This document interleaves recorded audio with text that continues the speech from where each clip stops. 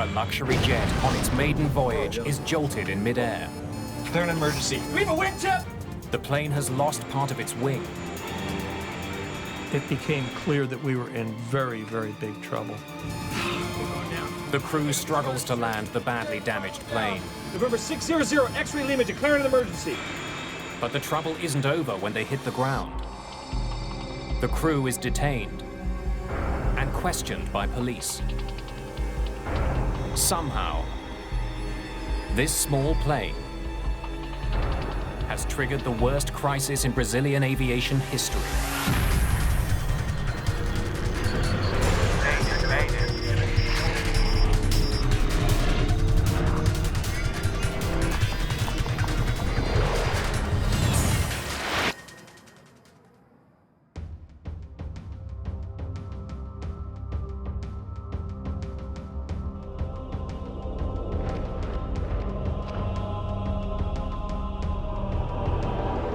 September the 29th, 2006, in São José dos Campos, Brazil.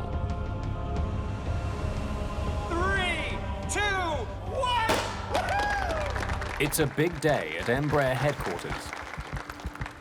The Brazilian aviation firm has just sold a brand new private jet to XLR, a US charter company.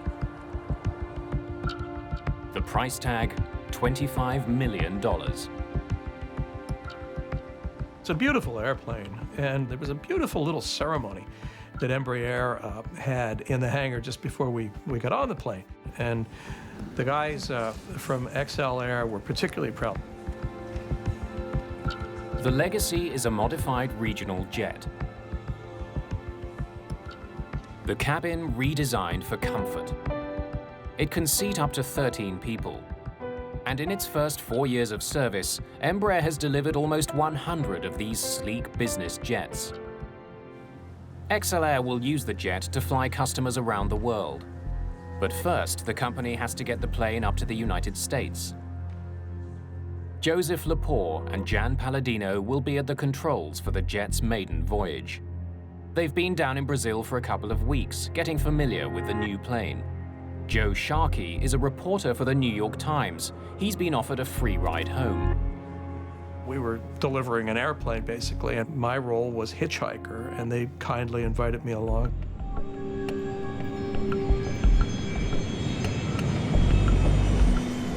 The Legacy jet is heading to Manaus in northern Brazil, a stopover on its way to New York.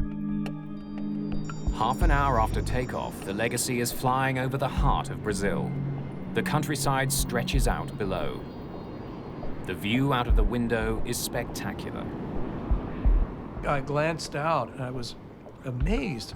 Just to the horizon, nothing but treetops. And I just remember how pretty it seemed. At 10 minutes to 4 in the afternoon, the Legacy jet makes contact with controllers at the Brasilia Area Control Center, still nearly 100 kilometers away. Brasilia, November 600 X-ray Lima, flight level 370, good afternoon. Mayday Air Disaster, raise altitude 3952, raise altitude 329. Yes, Roger. 75% of the country's air traffic is handled by the controllers in this room. The traffic volume is larger than in any other control center in the country. One of the many planes they'll be dealing with today is the Legacy jet. Every flight that's handled by Brasilia ACC appears on computer screens as a small circle moving in the direction of the plane. The computer also displays the plane's actual and planned altitudes. November 600 X-ray Lima. Squawk ident. Roger. Palladino sends out a signal. Controllers use it to confirm that the data on their screen is coming from the plane they think it is. Radar surveillance.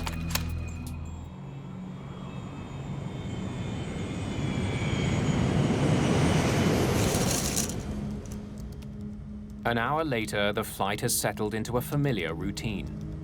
Mood sort of settled down, everybody was working, and it was just a very, very calm and peaceful time.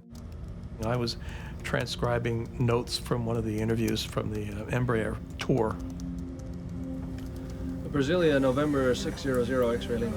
But in the cockpit, Palladino is having trouble getting back in touch with air traffic controllers in Brasilia. Brasilia, November 600, X-ray Lima. He can't raise controllers on the frequency he used almost an hour ago. He tries other channels. Brasilia, November 600, X-ray Lima.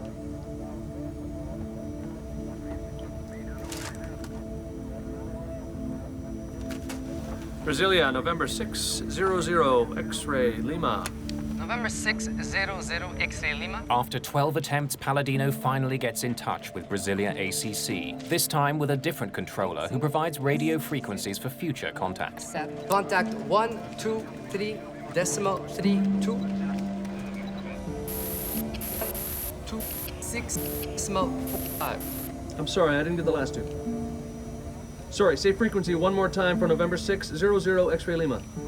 The Legacy loses radio contact again. Brasilia, November 600, X-ray Lima. As the pilots try to restore communication with Brasilia, the plane continues to power through the sky. It's just minutes before 5 o'clock.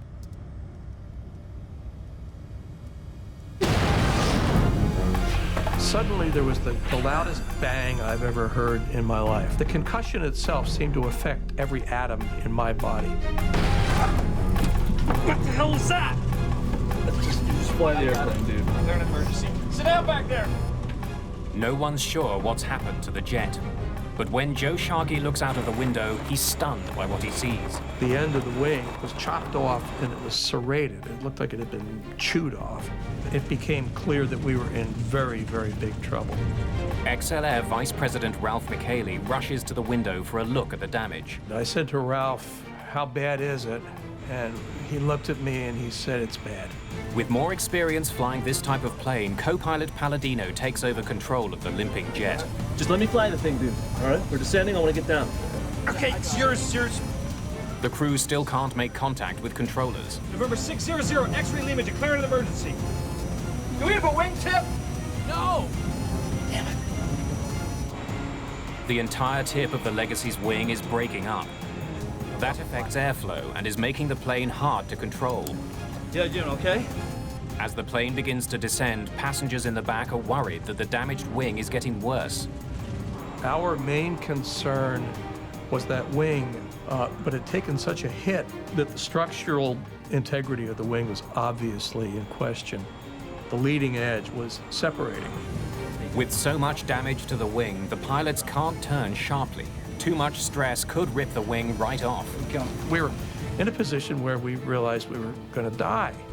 I thought of my wife, and I thought, well, okay, one thing I can do is I can write a note to my wife, which I did. I took out my reporter's notebook, and I wrote, a short note saying that I loved her and that, just saying what I could.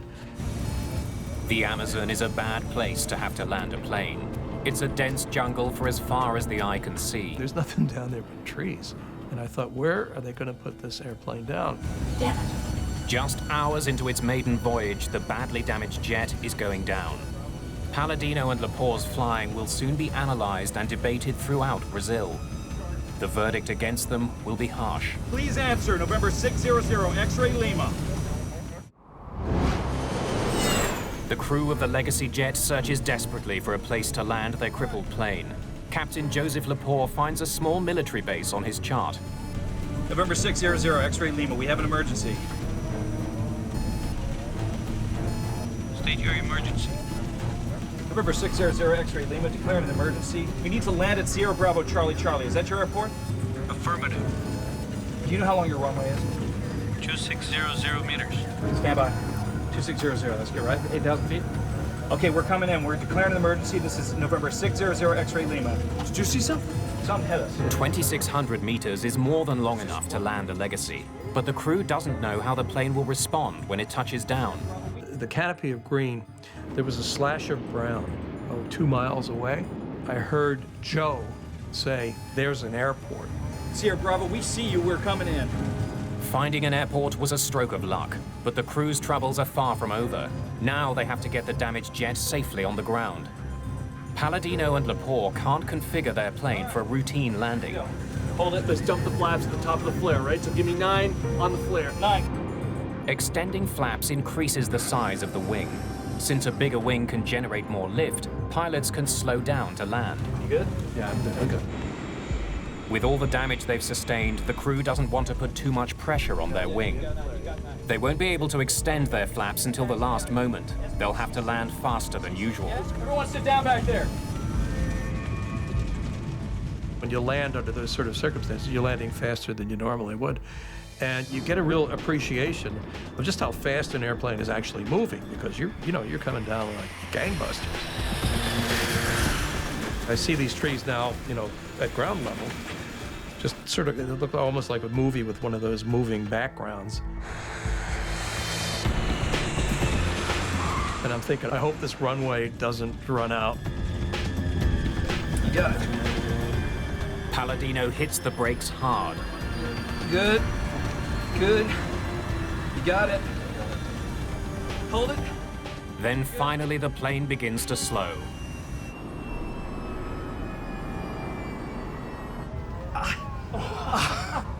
Woo! Good job. Oh, man. And then finally, we just did come to a halt. There's that beautiful silence that occurs when the engines are shut down and everything was just quiet again.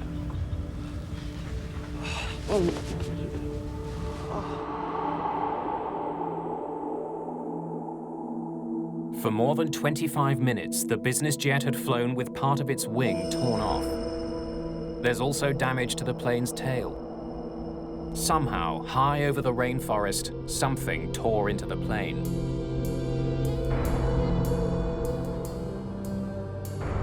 The bizarre day takes another strange twist.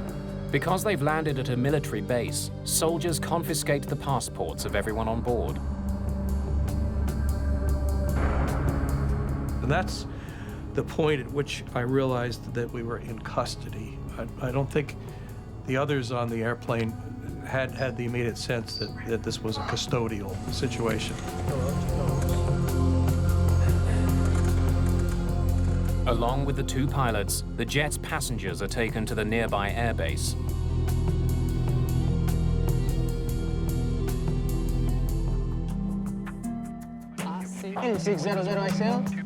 Raise altitude 3200. The emergency on board the Legacy jet has thrown Brasilia ACC into turmoil. But it's not the only problem controllers there are facing. Takeoff. Another plane they're expecting to see hasn't shown up. Goal Flight 1907 should be on radar in Brasilia. The missing flight is a Boeing 737 with 154 people on board. It's been in the air for 2 hours and should be nearing Brasilia. But controllers there can't find any trace of that plane. Manaus, there isn't any gold. There isn't any gold with us here.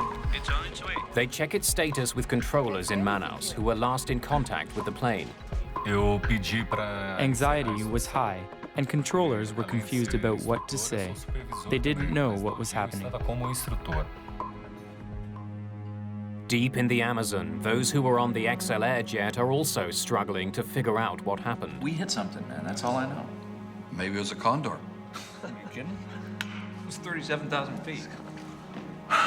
Well, maybe it was a military jet. No, I think the plane must have exploded when we flew through the debris field. There would have been more impact than that. As they're trying to piece together the day's strange events, the group gets some shocking news.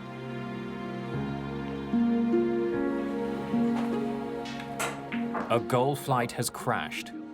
It's the plane that's been missing. I just heard the 737 went down in the Amazon right where we were.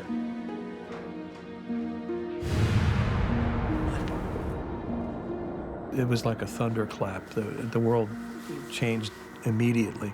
And Joe and Jan were just stricken. I don't think I've ever seen 2 more anguished men in my life. The Goal flight crashed right where the Legacy lost a piece of its wing. It can't be a coincidence.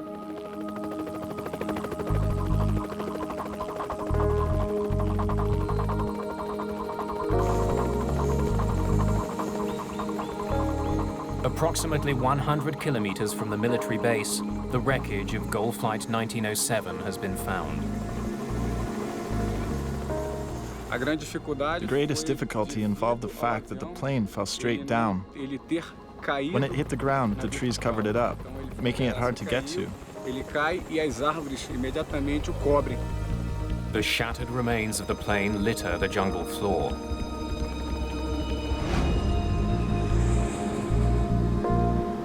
The news hits controllers in Brasilia extremely hard. They had just realized that the worst thing that could happen in air control happened. People were crying. A lot of people had to be dragged out of the room. Things were not under control in the room. Over the next several days, troops pour over the scene of the Gol crash. The dense jungle slows their progress.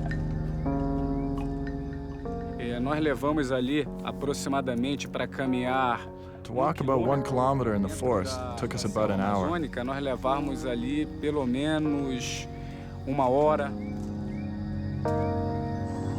A makeshift helicopter landing pad is carved out of the jungle. It's becoming increasingly clear that no one has survived. 154 people are killed.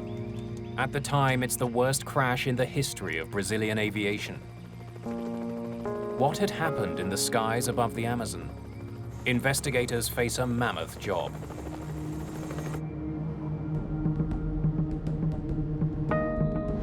Colonel Rufino Ferreira is in charge of the investigation into the Gol crash. An investigator always has to keep an open mind. You can't start with any preconceived ideas. When we arrived at the location of the accident, the only thing we knew for sure was that we had found the plane that was missing. The wreckage of the Gol jet is spread over more than 2 kilometers. The widespread debris tells investigators that the plane ripped apart before crashing to the ground. The aircraft disintegrated during the fall. It hit the ground in pieces.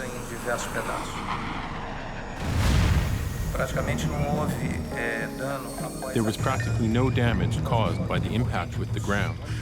The plane had already fallen apart.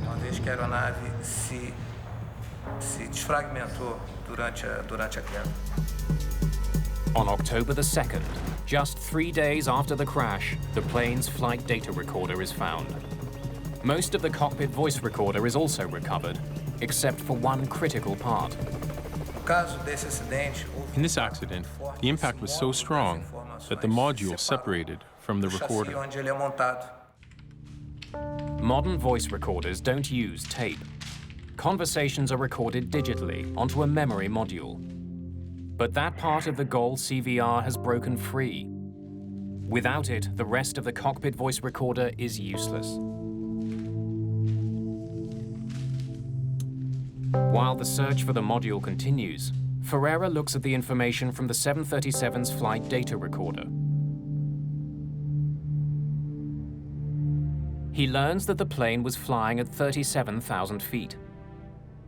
It was on course and flying level at its assigned altitude. Then, without warning, the plane pitched over and plummeted toward the ground. Whatever happened, it was sudden and catastrophic. The data recorder tells Ferreira that the plane spun 11 times before it hit the ground. Manaus, I can't see Gol. There isn't any Gol with us here. It's on its way. So it's already in my area? For over half an hour. Police investigators want to know what air traffic controllers can tell them about Gol Flight 1907's final minutes. There was no Mayday. In fact, we never had contact with the Gol jet. Controllers say there was no warning that the jet was in trouble. It simply vanished. Colonel Ferreira studies air traffic control data from the day of the accident. There is no sign of the Gol flight. But the readings from the smaller Legacy jet capture his attention. It seems to be flying erratically. Instead of keeping to a single altitude, the radar shows it flying up and down dangerously.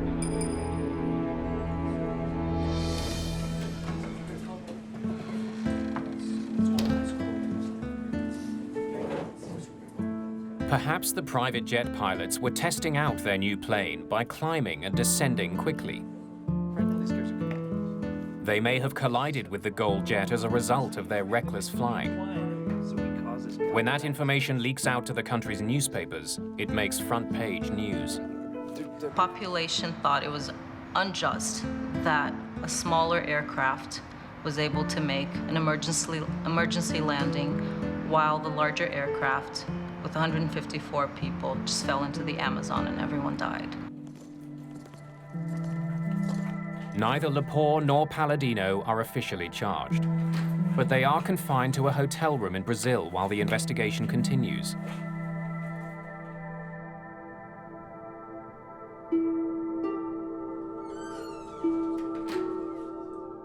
Ferreira interviews the two pilots about what they did and what they saw. Look, we were proceeding northwest on course to Manaus at 37,000 feet. Okay, we were attempting to contact Brazilian control. Were you changing altitude? No. I was on the plane. Had the plane been flying erratically or doing loop-de-loops or whatever it was, I think I would have had a pretty good story for the New York Times. Did you say you were flying at 37,000 feet? Yes, that's right. Flight level 370. We never moved from that.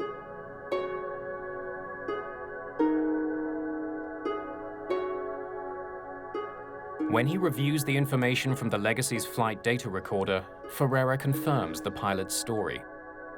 Although the ground radar shows the Legacy flying wildly, the data from the plane shows that it didn't change altitude at all. But there is something shocking about the Legacy's path. The business jet was flying north to Manaus, the Gold flight south from Manaus.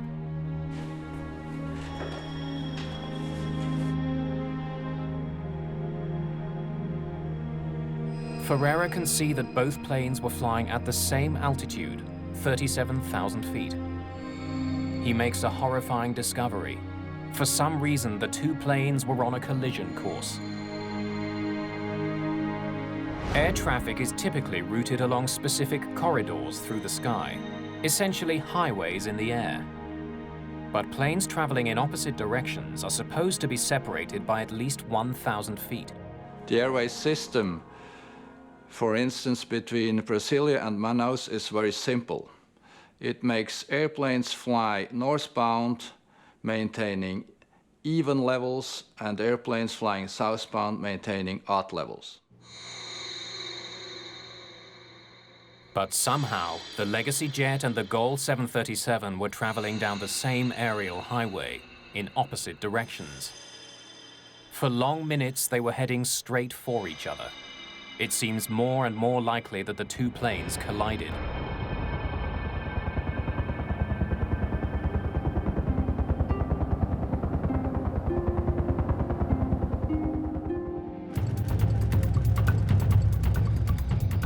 At the crash site, workers find support for this incredible theory.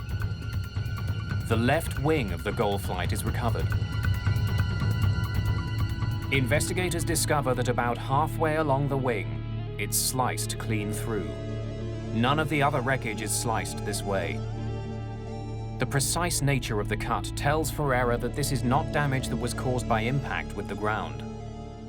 The damage on the left wing clearly shows that it was caused by a collision with another plane. The badly damaged wing would have sent the 737 into a spiral dive. The pilots would have had no way of controlling it.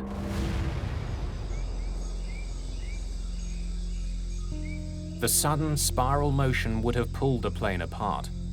It's the reason the wreckage is spread over such a wide area. Ferreira finds the most conclusive evidence of a collision on the Legacy's damaged wing.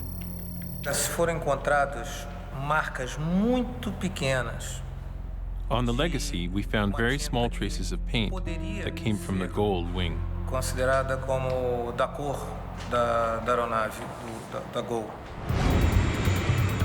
Together, the planes had a combined speed of 1,600 kilometers an hour. At that speed, the wingtip of the small jet easily sliced through the 737. Colonel Ferreira now understands what caused the Gold jet to crash, but he doesn't know why. How had the two jets ended up in the exact same airspace without anybody noticing?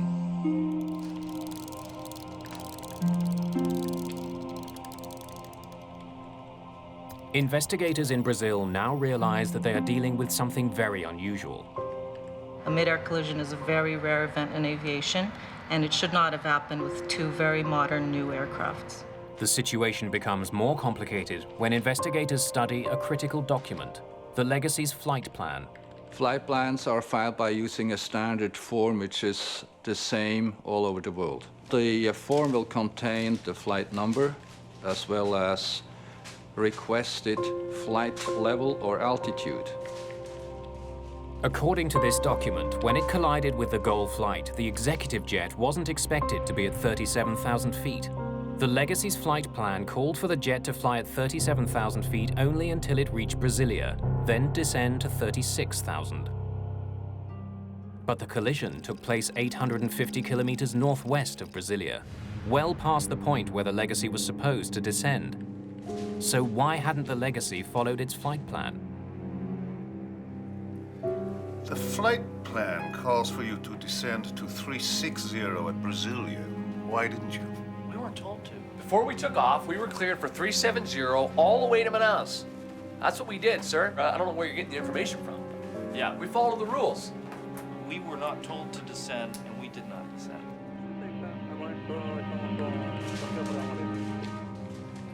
Colonel Ferreira needs to check the story that the crew is telling. He wants to know exactly what they were told by controllers when they took off from São José dos Campos. November 600 X-ray Lima, ATC permission for Manaus, flight level 370. The Legacy's last instruction was to fly all the way to Manaus at 37,000 feet. The pilots obeyed that instruction even though it differed from their flight plan. Air traffic control always can deviate from the flight plan because they have best knowledge of the actual traffic situation. Leaving Manaus, the Gold jet was also cleared to fly at 37,000 feet. Both planes were assigned the same altitude by controllers at opposite ends of the country. Once we were certain that both planes were flying at the same altitude, we knew for sure there would be a lot to investigate on the side of air traffic control. Ferreira turns his attention to conversations between controllers in Brasilia and the Legacy jet.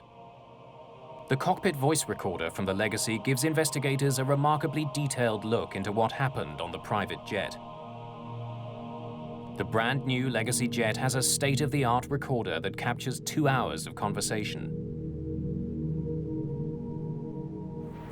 The CVR was probably the most important component in the investigation. November 600 X-ray. At 10 minutes to 4, the crew is told to change radio frequencies and get in touch with the controller monitoring their flight. Change frequency to 125050. Decimal 1, I'm sorry, 12505, good day. Good day. At this point, the Legacy jet is approaching Brasilia, but the crew never receives any instructions regarding their altitude. Brasilia, November 600 X-ray Lima, level 370, good afternoon. November 600 X-ray Lima. When the Legacy overflew Brasilia at flight level 370, according to the flight plan, it should have been descending to 360, but air traffic controllers simply forgot to give the order to the Legacy to descend to 360. The pilots would have assumed they were meant to stay at 370, 37,000 feet. No airplane should ever change altitudes without receiving instructions from air traffic control. To discover why controllers didn't give that crucial instruction, Colonel Ferreira takes a closer look at the technology used to monitor the traffic over Brazil. So, can you call up the Legacy jet screen for me? Na tela radar, nós recebemos a informação. On the radar screen, we see the altitude, speed, and the transponder information of each plane. Nós chamamos que é o código transponder da aeronave para a identificação de cada aeronave. Each flight has an individual code assigned to it that helps controllers track it. Underneath that, there are two separate numbers. On the left, the plane's actual altitude. On the right, the altitude the plane is supposed to be at according to its flight plan. So here, the number changes to 360. As the Legacy jet passed over Brasilia, the number on the right, the planned altitude, changed. The computerized system automatically updated it. According to the flight plan, at this point, the plane was supposed to descend to 36,000 feet, 360. To my knowledge, only Brazilian air traffic control system is using this kind of design. In other parts of the world, this update has to be done manually. The computer changed a single number, which led to a critical error. Without much experience with the computerized system, the controller mistook the new planned altitude for the plane's actual altitude. Só que o sistema mudou automaticamente, mudando o nível autorizado para... The system changed it automatically from the authorized altitude to the planned altitude, which made the controller believe the Legacy was flying at 360. Quando o outro controlador veio assumir o serviço, ele passou para ele o nível que estava no plano de voo 360. Police investigators talk with the controller who was on duty when the number changed on the screen. It was shortly after that I went on break. Lucivando relieved me. He tells police about a critical mistake on his part. You have 5 aircraft. The Legacy is at 360. Before leaving, he handed his flights off to another controller, telling him where he thought the Legacy was flying. I believe it was at 360, and that's what I told you. When the new controller took over, the one being relieved gave him the Legacy's altitude information according to the flight plan, 360. But the jet was actually flying 1,000 feet higher, right in the path of the goal flight. Colonel Ferreira studies transcripts of conversations on board the Legacy and finds that the crew was having their own difficulties during the flight. How much longer, guys? That's a good question, Ralph. The crew seems unfamiliar with some of the jet's advanced systems. Still working out the kinks on how to work this flight management system. Where's the one that gives us total time? My impression is that the pilots were trying to learn their aircraft systems during the flight. Investigators also uncover a breakdown in communications. Brasilia, November 600 X-ray Lima, flight level 370, good afternoon. November 600 X-ray Lima. After a brief conversation between the Legacy jet and Brasilia ACC, Colonel Ferreira notices something extremely unusual. For almost an hour, the Legacy pilots don't talk to anyone on the ground. They stayed 57 minutes without attempting any contact with air traffic control, which seems like a lot of time. After 57 minutes, they tried to call 12 times without success. Realizaram inicialmente 12 tentativas de chamadas, sem sucesso. Brasilia, November 600 X-ray Lima. Palladino did try to get hold of ground control, but he couldn't get through. Brasilia, November 600 X-ray Lima. He then tried the backup frequencies listed on his navigation charts. Brasilia, November 600 X-ray Lima. November 600 X-ray Lima. His only contact, a single garbled message. 6 smoke 5. Sorry, say frequency one more time for November 600 X-ray Lima. Both pilots and air traffic controller should have been more concerned of maintaining two-way contact all the time. This is their duty. Brasilia, November 600 X-ray Lima. Had pilots and controllers spoken, they might have discovered that the Legacy was flying north in a corridor reserved for southbound traffic. As the public learns about the mistakes in the air traffic control center, there is growing pressure to make some changes. We wanted to understand what had happened to these people inside the control room. The controllers should have been able to see on their radar screens that these two airplanes were flying in a collision course. Brazilian air traffic control is one of the last in the world to be run largely by the country's military. Since they're run by the military, they're run by the Brazilian Air Force, we did not have complete access to information except for what was released. As fingers are pointed at controllers, many of them come forward with stories of overwork and poor training. They complained that they weren't well trained in English language, which is the international aviation language. Also, they had complaints about their equipment. In fact, the controller who incorrectly reported the Legacy's altitude had been on the job for only a year.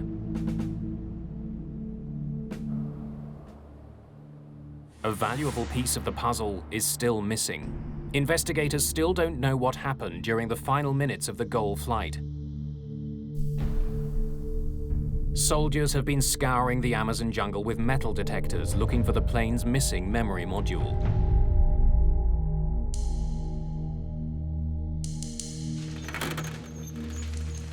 Almost a month after the crash, they find it.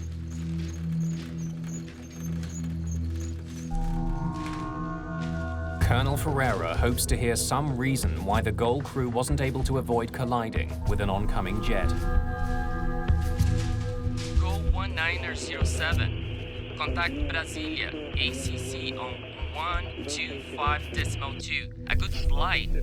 Thanks very much, Brasilia 12.2. GOL 1907. There are no alarms before the collision. No warning that they were flying straight for another jet. Pilots rely on air traffic controllers to keep other planes out of their path. They spend much of their time monitoring their instruments, not the skies ahead. At the speed they're traveling, they'd only have to look away for a few seconds to miss an approaching plane. There were no issues of communication and no misunderstanding between the pilots and air traffic control.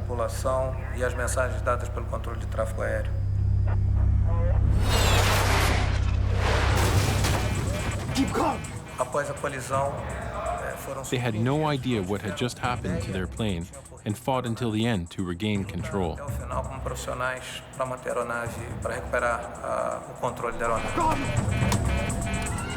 For less than a minute, the pilots struggle for control, but there's nothing they can do. But why were there no warnings? Both planes were equipped with a safety feature designed to prevent exactly this type of accident. Ferreira now needs to know why that system failed. Earlier in the investigation, strange radar images suggested that the Legacy pilots were flying wildly over the Amazon. Now those suspicions have vanished, but Ferreira revisits the fluctuating radar data to understand why neither plane knew the other was coming. You see, the altitude is varying significantly. To try to understand this last piece of the puzzle, Colonel Ferreira returns to the radar display that air traffic controllers saw the day of the crash. Instead of displaying just the expected altitude and the actual altitude, the letter Z appears between them. The Z on the air traffic controller screens indicates that the airplane he's looking at has lost its transponder. Modern commercial aircraft are equipped with transponders. Like small radio stations, they broadcast information on the plane's altitude and flight number. This information is received by computers on the ground and instantly displayed on the screens of air traffic controllers. In Brasilia, if the transponder fails, so-called primary radar takes over automatically. Signals are sent out from the ground that hit the target and return. Those readings are wildly inaccurate. Primary radar only is a passive indication of anything that is flying through the airspace. The difference of the actual altitude in the primary radar system might differ several thousand feet. The inaccuracy of the radar tracking the Legacy jet explains why its altitude appeared to be rising and falling. Investigators discover that the transponder wasn't sending out signals for more than 50 minutes before the crash. but controllers didn't notify the pilots. That may be because they didn't notice the subtle change.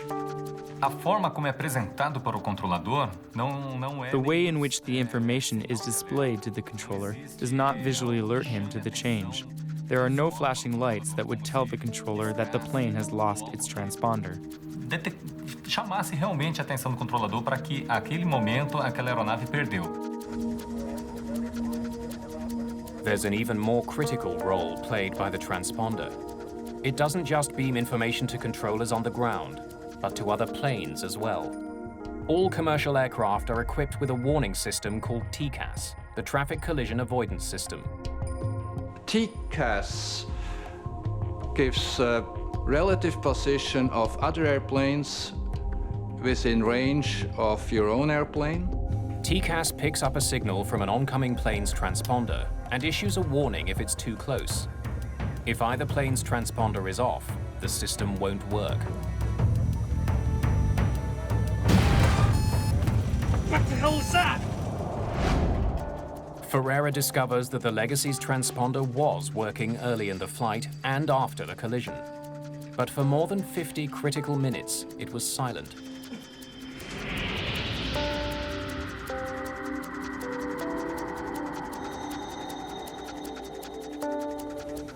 How had a state-of-the-art jet, just off the factory floor, developed problems with its transponder?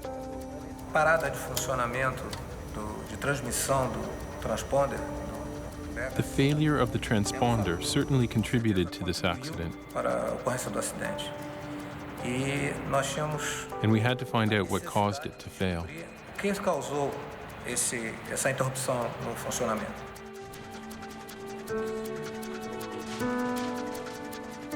Investigators examine the Legacy jet's transponder unit. They discover that the system which controls it had a troubled history. It had been installed on a different plane, but removed because it wasn't working. It was repaired and then placed on the jet that was sold to XLR. Investigators have the system tested. But even with its suspicious past, after the crash they can find no obvious problems with the plane's transponder.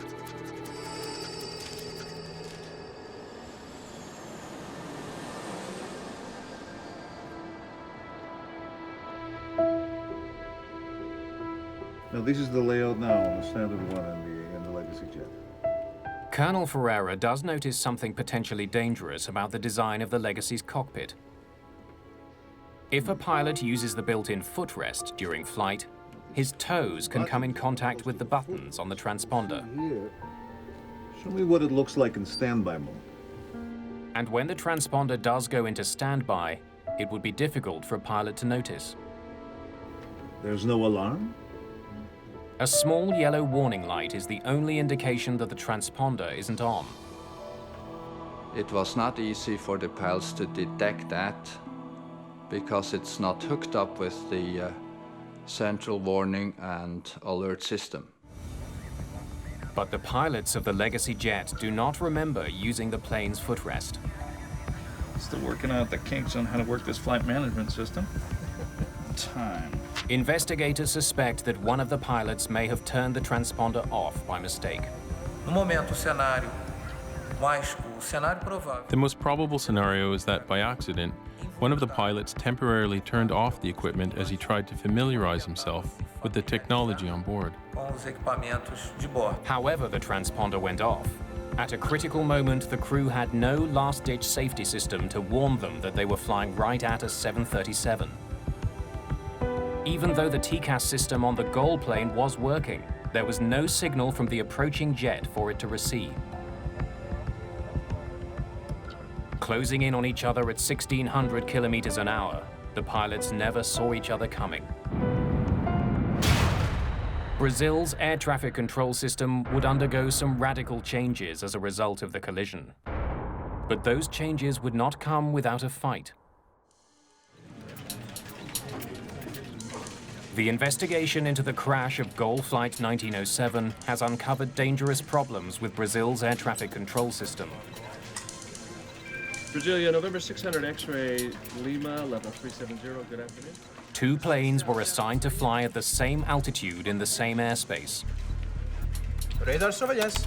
Overworked and inexperienced controllers in Brasilia neglected to instruct the Legacy jet to descend to 36,000 feet. You have 5 aircraft. The Legacy is at 360. Then they mistook the Legacy's planned altitude for its actual altitude. To make matters worse, the Legacy pilots, unfamiliar with Brazilian airspace, were unable to make contact with controllers on the ground.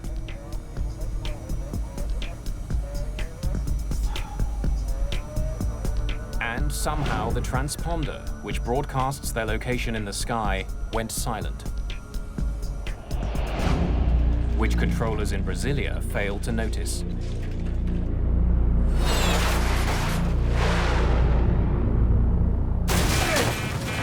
Keep going!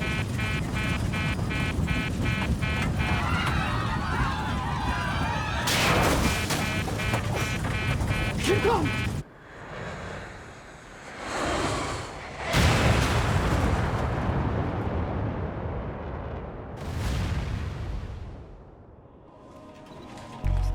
A multi-billion-dollar ATC system designed to keep planes apart had failed to detect 2 planes on a collision course. Uma série de erros, de falhas humanas ocorreram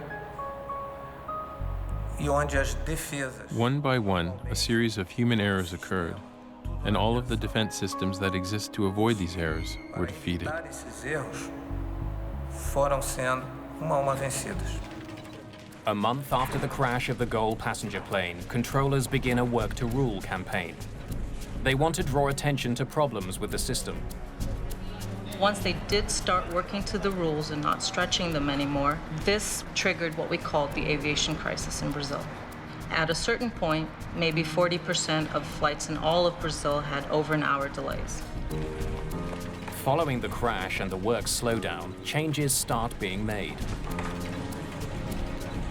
There has been a lot of changes in Brazilian aviation after the accident, specifically with regards to air traffic control.